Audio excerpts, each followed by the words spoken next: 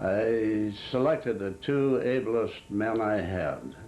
One of them was State Department trained, and the other one was one of the ablest investigators I've ever known. He was a gentleman, and they were advised to be discreet and courteous with these people, and in general to say that the chairman would like to have you come down to the office and talk to him. And so in some cases it became necessary to say, this is approximately what our committee has concerning you. And in every case they were courteously approached and invited to come down and state their position. And I had agreed with Dr. Allen, the president, that I would tell him in advance who I was going to subpoena. And so I did.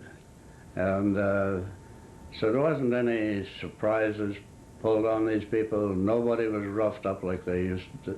They circulated stories that happened, but it didn't. And now if somebody came down to the office to see you and said, okay, I was a communist, but I quit in 1935 or something. I've never been involved since, and leave me alone. What would happen? What would be the scenario? Very, very likely we'd ask if he had talked that over with the administration, the president. And we were not, there were so many of them, we didn't need to reach out and get any questionable ones. If somebody came to the office and said, yes, I was in the Communist Party for a while and I got out, and we'd invite them if they wished to talk about that, to give us such information as they were willing to give. I think of such people as Dr. Sophus went there. Mm-hmm. No, these were good people, and some of them had gotten into the party just barely, but there were thugs too, like Gundlach, and two or three of them were just no goodniks.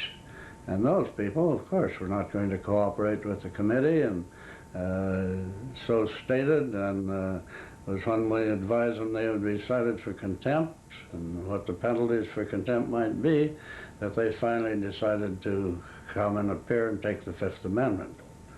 But nobody within that period of time and on that level was ever mistreated. They were treated so much better than they were entitled to by their conduct.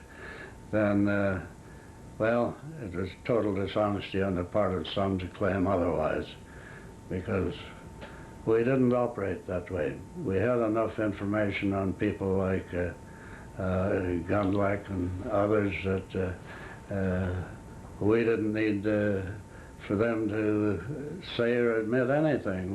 We could lay it out on the line, but that wasn't my approach to the thing. I felt that the president of the university, who obviously was willing to cooperate with us, was convinced that this was the way it should be done. As I told him when I first contacted him, if I don't do this job, somebody else will. And I said, somebody else might not be as conscientious or careful as I am.